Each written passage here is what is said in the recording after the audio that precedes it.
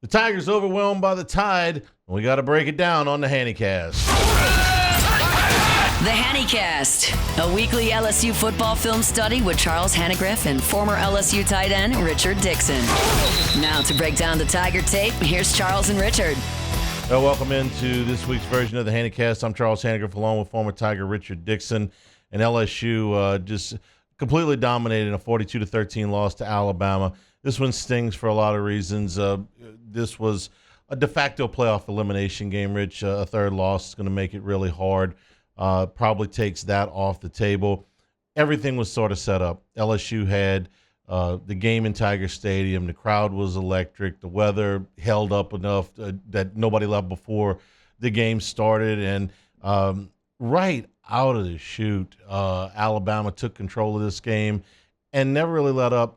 And it seemed like LSU was really unprepared for this game. Yeah, I mean, it was frustrating from the standpoint that, you know, we talked all week long for 2 weeks basically that stopped the quarterback run game, and it comes out there. It's something that we don't get done. The offense looked very similar to the second half of the A&M game. Nussmeier getting fooled in some coverages, really struggling to push the ball down the field. And it was just an all-out, rough game to watch. The run game by the quarterback was so frustrating because this is the double whammy, right? Last year, Jalen Milroe essentially won this game for Alabama. He had 155 yards on 20 carries and 4 touchdowns. This year, he comes in and has 30 more yards on 8 fewer carries and essentially dominates the game again. And this is 2 weeks after, and the next game after, Marcel Reed did the same thing for Texas A&M. So why they were not more prepared for this, or maybe the game plan was fine, the execution wasn't. We're going to look at this film here and see. They just had no answer for him. Yeah, to me, it's a little bit of both. You're going to see plays similar to, Marcel Reed's plays where, the defense was called correctly. Guys didn't get in the right run fits and right gaps. And then, in this game, there's one play on the long one where we have a bad blitz call into it. It's unfortunate timing. But there's other ones where we're getting 2 and 3 guys in the same gap and not playing with gap integrity. Marcel Reed is a talented runner. Jalen Milroe is an exceptional runner, but they're not every week dominating another team, okay? Just last year, the game he had against LSU, we're talking about Milroe, was by far the biggest one, by 70 yards, the biggest game that he had. This year, he's only run for 100 yards in one other game. Marcel Reed, the week after they played LSU, they went to South Carolina. South Carolina held him to 2.9 yards a carry. The three touchdowns he scored against LSU match his career high in one game. So I think that's the frustrating thing. Tim Tebow ran on everybody. Yeah. Okay, you played against Tebow. Cam Newton ran on everybody. These guys don't run on everybody. They just run on LSU. That's the aggravating part. Oh, trust me, it is as frustrating as it possibly can be, especially when you go back and look at the other games. We can talk about Vanderbilt having a great year this year. We're talking about being down on talent. I would take our talent over Vanderbilt's defensive talent 9 times out of 10. It's just the way that the guys fit and the way that guys understand the scheme of the defense. All right, let's take the medicine early here. This is the first play we're going to look at, is the 39-yard run by Jalen Milroe to open the scoring in this game. This is from the LSU 39-yard line. Yeah, you can go ahead and hit play, but it's hard to see from this angle. You're going to end up with Swinson, I think, makes a mistake. You get 2 guys playing the outside gap with a corner with no protection. You get Whitweeks over-pursuing, getting in the wrong gap. And it's just like when you have 2 or 3 mistakes, it gashes the play, and you're sitting there wondering what happens. All right, let's take a look here at the formation. So you're going to see that, Swinson's playing a head-up 7 right here, but he also has a free cornerback. Cornerback's going to have contain. Swinson's got to keep his inside gap. He gambles, plays outside, and then so you're going to have a seal here. Both D tackles get doubled. Suggs tries to hold it. He gets beat a little bit. 93, Bro, he gets beat up pretty good, but you're going to get a 2 gap right here where Witt is trying to cover up for somebody, and it's really because Swinson ends up bouncing outside. Let's take a look from the end zone view. Hit pause right here. Right here, Swinson is the inside gap. He's got to stay inside because you got 14 out here. He's got the edge. And if you were to stay right here, you look, Weeks right here, this is his gap. Every gap would be covered. But when he decides to bounce outside, it creates a seam right here which Whitweek starts gambling. Do I play the inside or do I play the outside gap? He's got his head inside where he's supposed to be. But when he sees Milroe bouncing out this way, he sticks his head back this way, gets washed, and it creates a big gap on the backside. Can we talk about the safety where Gilbert rewind is? That again. And I think right here, hit pause. I think you saw how his head was inside where he's supposed to be in this gap right here. I think that's where he was supposed to be. The safety's supposed to be fitting right here. And if everybody fits those gaps, like you said, Swinson's supposed to be on the inside right here with 14 on Alexander, the edge. yeah. They would have this thing sewed up. When 4 jumps outside, okay, so now you got 2 guys on the outer half right here. Weeks peeked inside, saw him bailing out this way. So now you're going to have 2 guys in this gap right here, which leaves nobody on the backside. Is Swinson not trying to I see him turn his shoulders here. Is he not trying to funnel Milroe back to the inside? He's trying to squeeze, but at that point, then what is 14 doing? You got to do your job. If he's trying to squeeze that, then 14 needs to fit right here. And then you're going to have 3 guys in the same gap regardless. All right, let's run it forward a little bit here. All right.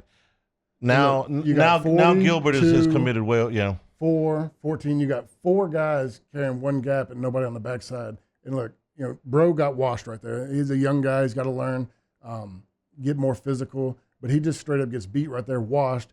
31 allows the wash on the backside, and you have nobody containing the backside gap.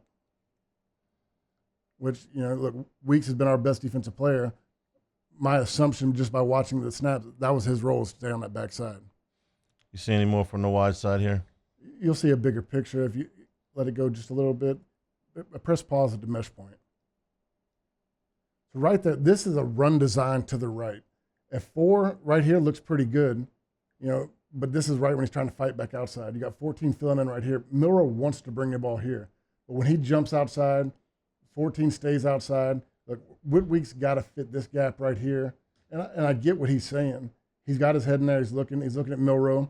He knows Milroe's about to bounce it. But when he bounces it, one of these guys has to stay integrity to the inside. You get 40 and 2 both filling outside. You get 4 and 14 both filling outside. And there's nothing on the backside of the field.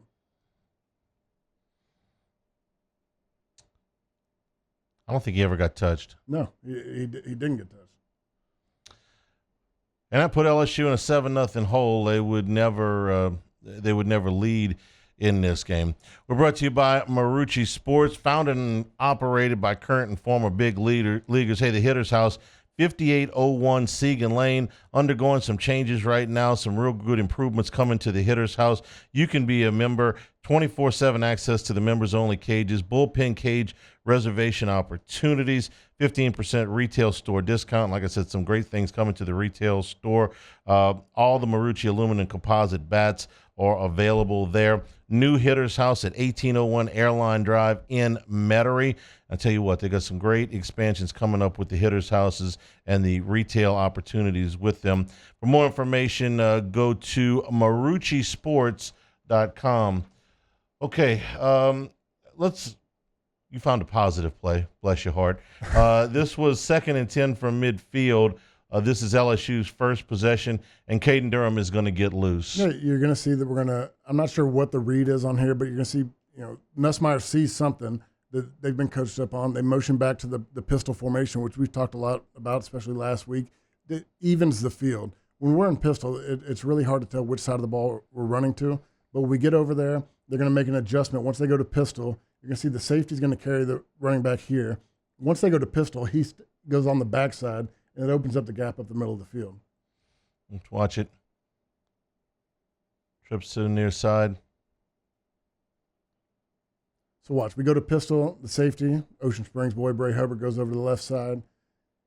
And we really get a good block by only, I would say, 50 and 86, Taylor and Emory Jones. They did a really good job passing it off, sealing the guy on the backside. I think this run was probably more, you could have gone inside and you could have had a bigger play. You want to see 79. This is something he struggled with. He gets beat a lot across his face. They got to work up right here. Right now, you got Emory Jones and 86. They're 2 for 2 right here. He's getting that motion on the inside. They pass it off well when he passes over. But we get beat on the inside. 65 never gets the cut off. 79 really doesn't get up. It could have hit earlier if they make their blocks, But because of what they do right here and the way they carry the outside, and you'll really see from the wide view, the wide receivers block it pretty good. We've talked about running out of the pistol, so let's once you get, and he moves Durham back behind him. So watch, you're gonna get the safety run back over here, and this is really important in 2 plays when we show you. Right now, the field's open. Right now, you're gonna have 2 for 2. These 2 got to get these 2, and a gap could hit up here. These handle it pretty well. 79 gets beat, doesn't get at the top. Frazier really, I don't know if it's an MA on his part. He's still working to the right, but once he realizes this guy plays soft and they both get up on him, Frazier has to hit 0 faster. 79's got to cut him off, and there could have been a bigger play up the middle. Hit pause, go back just a half second. I'm going to tell you to hit pause, and there. Right here, when he flies out, Frazier has to get back because you see 79's getting beat across the face. That kind of stretches the play. But if he works from here to here. Okay, let me ask a dumb question. How's Frazier supposed to know that Chester's getting beat that bad with his back to the play? It's not supposed to be getting back. It's understanding responsibility. That once he flies out, it's 50 and 86 are responsible for those guys. When you see him crossing his face right here, work back. You always understand once you can't get there, there's no way he's going to cut him off. He's already out leveraged. So he's got to work back, chip through here to 80 because these 2 guys end up on the same spot. They don't really get anything done. And then 70 eventually works back, and it helps out on the seal. But I think this play really could have hit up this gap, which would have probably been a home run if they'd, he'd been further away from the DB. It just pushes the ball further out, and one's just a great athlete. You think Durham is our guy that can break away with speed, but one made a great play. He did, and I wonder if Durham is still I started quite questioning 100%. at that point. Yeah. He didn't seem 100% because that's one of the times when he gets an open field like that, you assume him to break it. But if you watch right here, the receivers block. This run play right here is on the receivers. They blocked really well on the edge. Everybody gets covered up. 29 finds a seam. It was well blocked on the outside. Might have been the happiest I was all night, Rich. I thought we were going to answer really quick. Felt pretty good at that point. All right, Milroe didn't throw a lot of passes in this game, but this was one down in the red zone. They're at the LSU. They are at the 7-yard line, and this was going to take them down just right around the 1. This is a 3rd and 5. Look, at this point, the reason I put this in here is, this is to stop them from scoring on consecutive drives. Make them kick a field goal, keep it close. This is the situation where we're in a 3rd and 5. You can make a play right here and force the field goal. All right, let's take a look. Set the formation. What's LSU doing here? They're going to drop zone right now. You got, he's going to play the flat defender. He's playing deep. He's playing in the middle. Whit Weeks gets in a bad situation here. You get 18 is going to come outside to block the cutoff, which puts Whit Weeks man-on-man with the running back, and the running back wins. Running backs won a lot of them.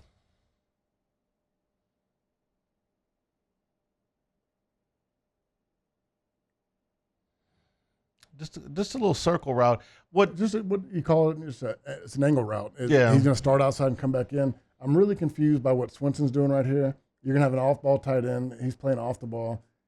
I really don't understand what he's doing other than maybe trying to slow him up, but he reaches out with the tight end and then decides to come off. I don't know if that point that is he supposed to be the flat defender because he starts on coverage with the tight end, and it made Weeks' job easier to play a little bit further inside. What Kelly talked about today with these backs was when they were venturing towards the outside, whether they were going to kick the defender out or they were going to continue up the field with a route. Yeah, I don't see that really coming into play here. My guess is that you're going to have a deep zone, flat zone. Once this guy releases, he takes off because he plays the tight end at first. He's going to take him on the outside to make sure he's not getting reached for a stretch play. But then he decides to blitz. And it puts 40 in a really tough spot because when you're in an option route with the running back, his goal is to prevent from inside breaker. But once Swenson's gone, he's got to try to play both sides. He's an outbreaker, in breaker, and he gets over his feet.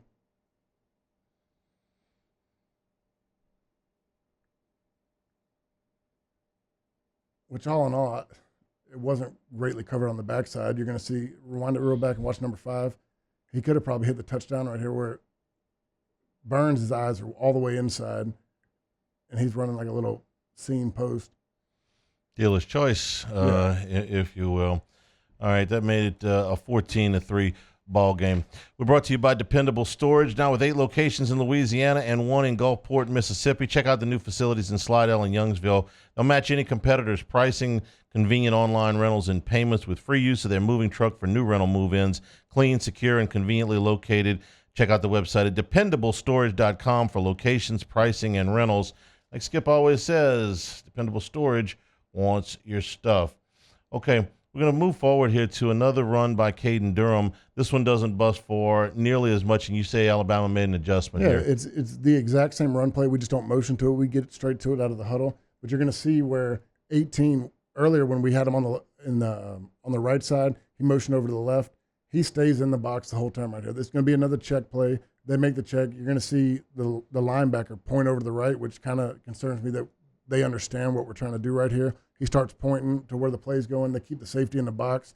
And the same thing happens. We get a good block, but instead of this busting for 45 like the one before, it's a 7-yard run. Before we let the play run, and this is a run play, not a pass play, but Kalen DeBoer in his postgame did allude to the fact that we saw enough on film that there were times where we had a pretty good idea where they were going. I'm paraphrasing here, yeah, but pretty good idea where they were going. You've heard that through multiple outlets at this point that they're starting to get an understanding of what Joe Sloan's wanting to do, and he's becoming a little bit more predictable. Let's take a look here. It's a positive play, but nothing near like what they had the first time. So they don't motion into the pistol this time. They line up in it. They start to check it out. Look, everybody's pointing left. They're bringing the safety down into the box instead of bringing them over here. And when it hits up the gap, the safety comes in to make the play and stop where he wasn't previous because he had motioned over to the left side of the ball. All right, when we go to the end zone view, I'm going to have a question for you. Okay, if Durham had started out on the right side and then motioned back into this, do you think Alabama would have played it the way they did the first time, or they would still be in this? They had already made the adjustment is what I'm asking you. Yeah, I really don't think so, because this is where, when he was on the right side, this is where he was. I think it's an adjustment made because we get a look over here. Nussmeier goes and makes a check. I don't think this was a call originally, but once they make the check, all they do is bring the safety down into the box. I'm looking at my little play sheet here. Durham made the 45-yard run with 10:20 to go in the first quarter. This play is run with 1:50 to go in the first quarter. Alabama made an adjustment from the 10-minute mark to the 1-minute mark. LSU didn't make an adjustment the whole game. This is going to drive people crazy, Yeah, well, I didn't mean for you to point it out that blatantly, but yeah. Well, look, man, I don't enjoy this, no. These guys are reading it. All the Alabama linebackers are pointing. Get over, get over, get over. They know where it's going. They're very well coached. They understand. Look, this could have been a bigger play. We don't get the reach blocks. Caden Durham makes a cut, but they understood what was about to happen. They made the adjustment. They bring guys down. And they hold it to a 7-yard gain is what LSU makes on this play. You go from 45 to see, run back to the tight view real quick. All right. So right here, this is Paul Mabinga. He struggles to get right here. He doesn't get the cutoff. He gets beat. And this is another scenario where, Cushenberry has really struggled to get to the next level. He has to get up here on 0. He tries to work up there. They both get beat over the top. And Durham's still able to get 7 yards out of it. Cushenberry probably would have gotten there. It's Chester. Cushenberry would have gotten Cushenberry there. probably would have gotten there. Sorry, guys. But to me, that is the exact same play we ran on the 45-yard play. We get a different look. Alabama adjusts. They bring the safety down into the box, and they prevent it from being another big play. And you don't think that the lack of motion had anything to do with it? No, I think that, once they got here, my thing is everybody on the defense is pointing. Yeah, and the same three receivers, they block guys on the outside, here. But the safety stays in the box. Okay, now let me take up for LSU here for a second, because one of the big criticisms was that Caden Durham wasn't in the game enough and that they didn't run him enough. All right, so if Alabama's already made an adjustment here, okay, but if Alabama's already made an adjustment here in the first quarter, was there less room for him to run on some of these things that they were showing? There could be, but I'm still taking a 7-yard run. They made the adjustment, they filled the box, and we were still able to fit it for 7 yards. The first half of football, I think in the first quarter, maybe early in the second quarter, we had 56 yards or 55 yards.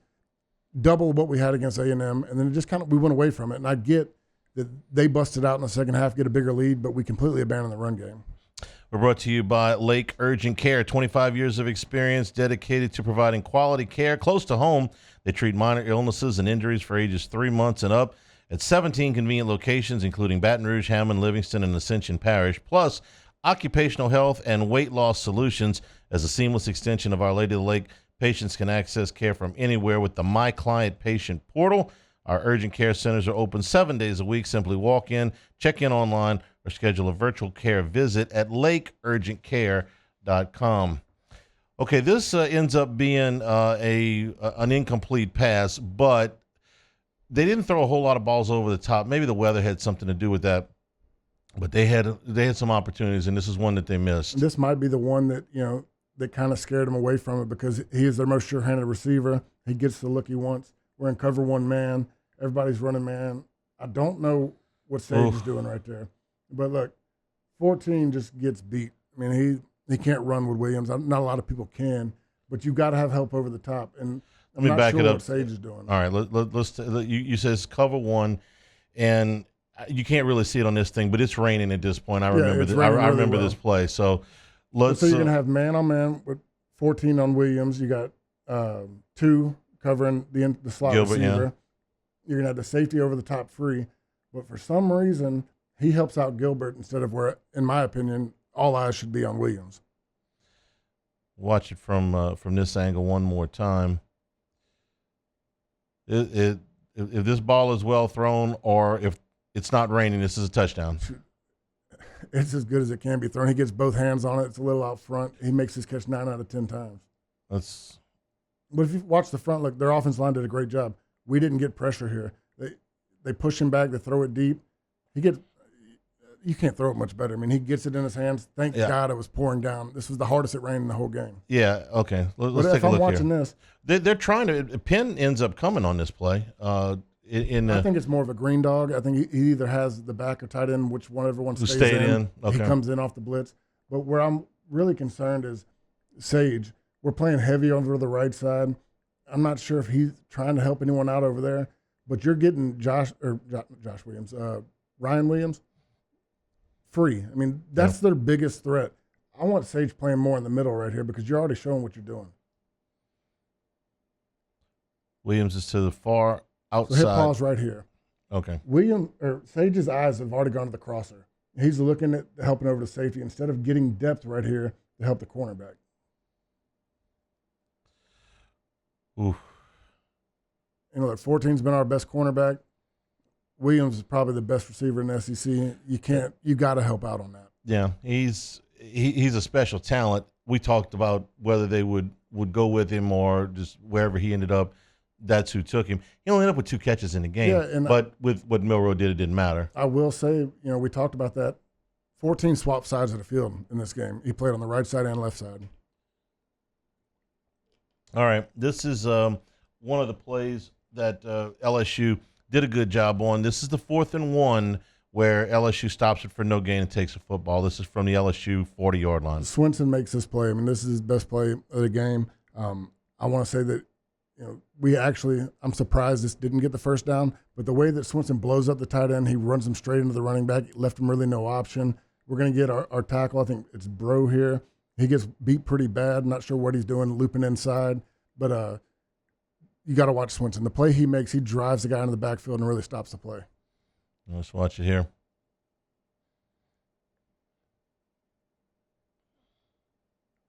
Really confused the way where Bro, he's like overstepping 2 gaps, because he gets so over that from this glance right here, you're going to think he's going to hit it right here for a first down.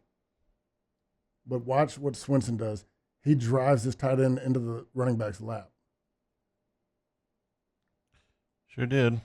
But go back, because Swinson made the play without what he does to this tight end. But the gap you get right here, because I get where you're going to loop in a little bit, but 93 comes all the way to where him and Gio Pius run into each other. He ends up falling down, and it creates a big gap over on the left side.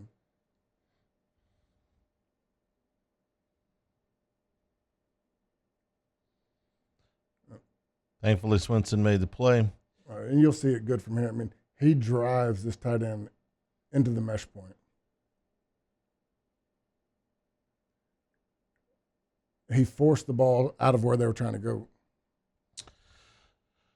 Unfortunately, right after LSU got the ball back, they missed a blitz pickup. We don't have that play, but that was the one when Nussmeier fumbles it back, and immediately you turn the momentum right back around. Yeah, it was to get that 4th and down stop, get the momentum going. We're still within reach of the game, and then the very first play, Nussmeier tries to roll out. We've asked him to run a little bit. This is maybe he's not the most fleet foot on this one, and they make a good play stripping the ball. All right, this next play, we're into the second half now. This was one of the backbreakers, or maybe the backbreaker. LSU was down 21-6. They had driven down to the 4-yard line, and Nussmeier's intercepted right at the goal line. They score here, make it 21-13. The crowd's going to be back into it. You're not even halfway through the third quarter, and it's ball game. You've been completely dominated to this point. But if it's 21-13, crowd's going to get back in it. You're going to get going. You're going to get a little bit of momentum. But Lawson makes the interception here. It's the second opportunity we had to get back in the game, because once we got the 4th down stop, we're on the plus side of the field or right there at the middle of the field. We couldn't make a play, get a few more points. Then we get this opportunity, and it just it drains the momentum. All right, let's set the formation here. What they're going to look at, what Nussmeier sees is that everybody's covered man. He's going to read man. Really, what you have is that the linebackers are checking for inside crossers. You're going to get the guy carry with, I think it's 14 for just a second. But really, his only responsibility is to slow him up across the inside, and the safety's going to take him man. Once he slows him up and engages 14, he looks to go to the outside breaking slant, and it's just too late because he comes off 14. He's sitting right there in the lane. Yeah, that is Trey Des. And when he went into the game, which he didn't play very much, but I thought they might be looking for him when he came into the game here. It's simple. I mean, they're going to run it's like a man with zone on the inside. They're going to look to try to check up on any in breakers. You got the outside guy right here. They got 2 guys on Lacey. You got the guy playing the man. He's looking for him on the inside or playing with him on the outside. We get over here, and it's a tough look. You're going to see it looks like he's carrying him, but he's got to realize that the safety's got him man-to-man. All the linebackers doing is checking him to slow him up on the in breaker. Let's watch the play.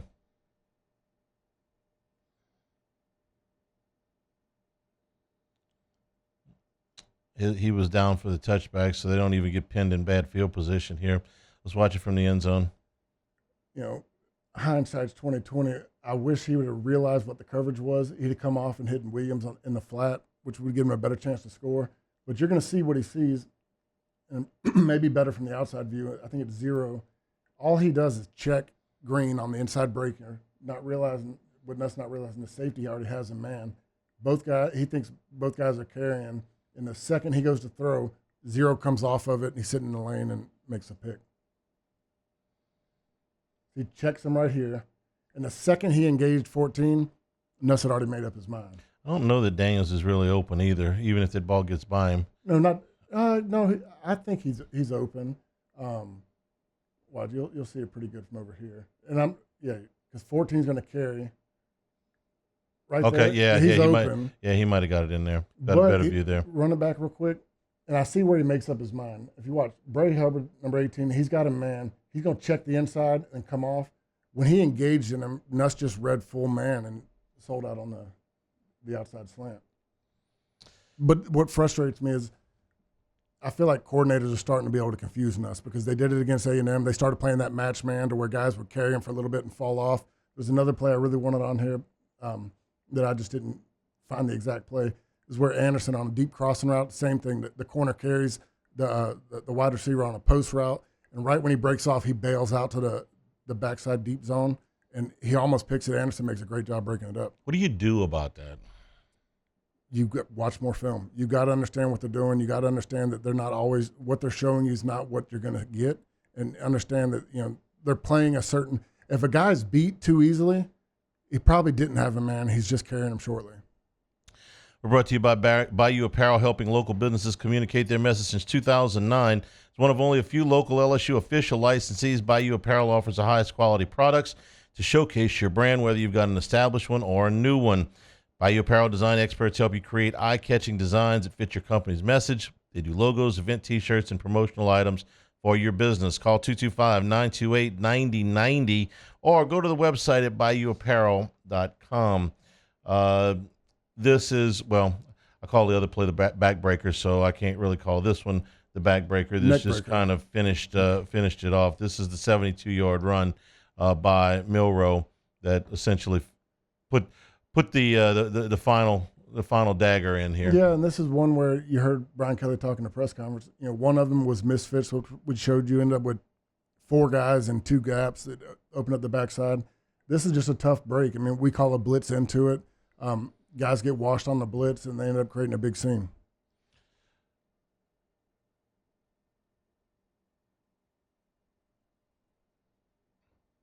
I really want to watch this from the end zone, so yeah. I don't need to watch him go all the way down the field more than once from this angle. So let's watch from the back, the end zone view, and you can show us what Milroe sees here. So you're going to get 42 is going to run out with the running back carrying a man. To me, the biggest point of it is Gilbert's got to be faster. He's blitzing, but you're going to end up with 40 getting washed.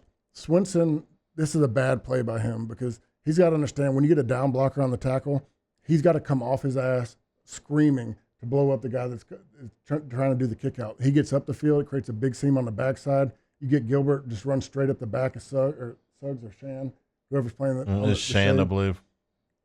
He doesn't get there. Like, you're going to watch as it goes forward. He's sitting right now at about 10 yards back, but when the ball snapped, he's 5 yards. He's got to hit here. Swinson has to be screaming right here.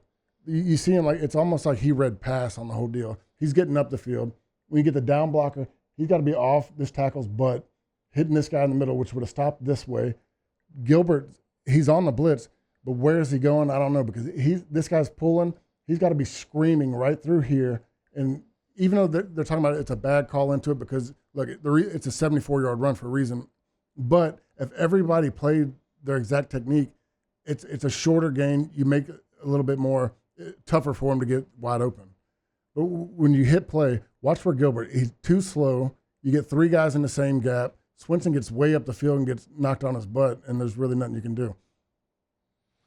Running back one more time. I think this is the best view from the tight zone. But watch Swinson.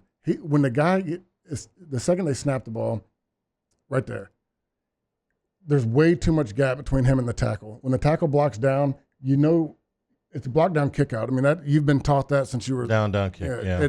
Since you were 6th, 7th grade. But by him getting up the field, if he's screaming right there and meets him right there off the tackle's butt, there's nowhere to go this way. You force Milroe up into here, and it probably eventually gets stopped. I'd like to see. I don't know what Gilbert's doing, really.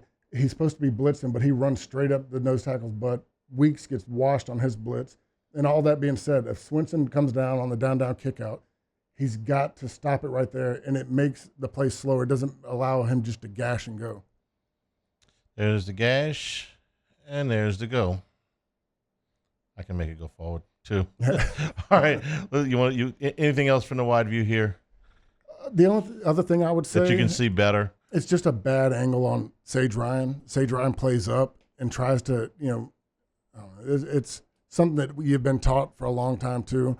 Know your rush lanes, know your pursuit drill. Everybody runs a pursuit drill at the end of practice. Everybody knows, which angles to run at, and he really plays up and takes himself out to play. Like right there, he runs forward. You never run forward right there because you got too much field over here. He's got to take this angle to stop it at a 20-yard gain or a 15-yard gain. Instead, he tries to play up and runs himself out the play. I mean, he runs a big U. Sure did. It's the last time in my life I'll ever watch that play. Last time I'll ever watch this game. I've seen it enough times.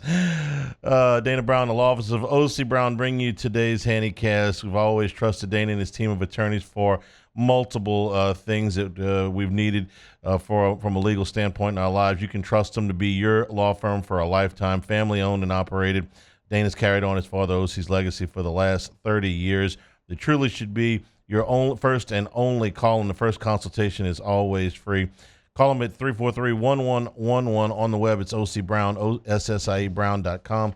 And right down the street from the law office of O.C. Brown, Town Square Pizza, Baton Rouge's newest pizzeria downtown, the Square Pizza. made from scratch right there in front of you, but in a timely manner so you can get back to your office. If you're working downtown and you got a limited amount of time for lunch, head on over to Town Square Pizza. Generous portions. You're going to be bringing some back to the office with you for later. Town Square Pizza in downtown Baton Rouge.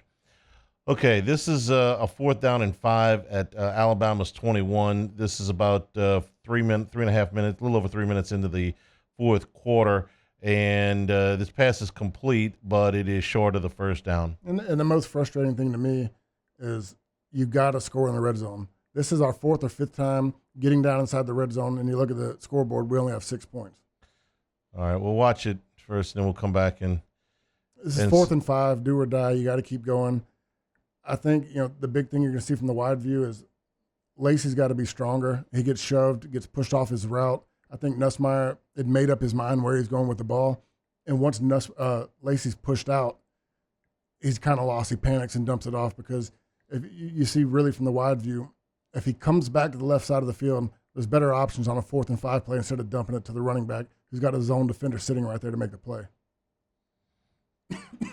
Lacey's got a lot of company back there where he was. Watch Lacey. He's got to be stronger here. There's no way you try to run on inside leverage and dip your shoulder, but he gets shoved to the ground, completely throws off the route. Because right here, he's going to run a corner. Yeah. And it's so off-timed right there. Once he gets shoved, Nussmeier comes back to look for him. He's not where he's supposed to be, and he just panics, dumps it off. But if I'm him right here, when I see him get shoved, I turn back. I'm throwing to Green or Mason Taylor. They're tight throws, but on the 4th and 5, when I know they got the zone right here, you get both of them. They're going to get hit the second they catch the ball, but they're at a better distance than throwing it off to a running back who's got a linebacker sitting in zone coverage right behind them. Okay, that's where we will call it a night.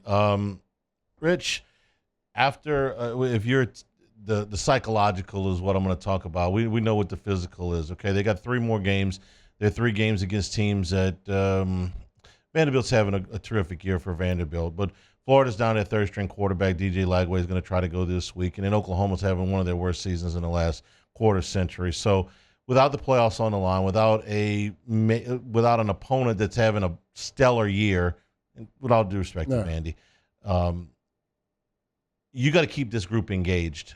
And I got to think that that's even more challenging in the transfer portal age, and if you're not going to be in the playoffs, whatever happens for the bowl game and stuff like that. So that to me is Kelly's charge. There's some valuable reps. There's some valuable information to be gleaned here. You still got a quarter of the season left, but if the goals are off the board, it's tough to keep them focused. Yeah, you just got to go down the goal list. I mean, everybody starts with a national championship, SEC championship, 10-win season. I mean, that's the top 3 goals. Look, you can scratch off the first 2. You got to turn your focus to the 10-win. It's still something attainable. That's what the push is going to be. These guys want a 10-win season. The fans don't want to hear it, but 10 wins means a lot. I mean, that means you go out there and you dominate the majority of the games you played. And like I said, in the postgame, you've got to understand that you can't quit because the older guys, they're playing for film. I mean, they want to go out and show the best football that they got. The younger guys, they want to go out and show what they can be next year. So there's still different ways to motivate yourself. That'll be Brian Kelly's charge as we move forward. Thanks to everybody for watching us. Please hit the subscribe button, hit the like button, and we'll be back next week with another version of the Hannycast.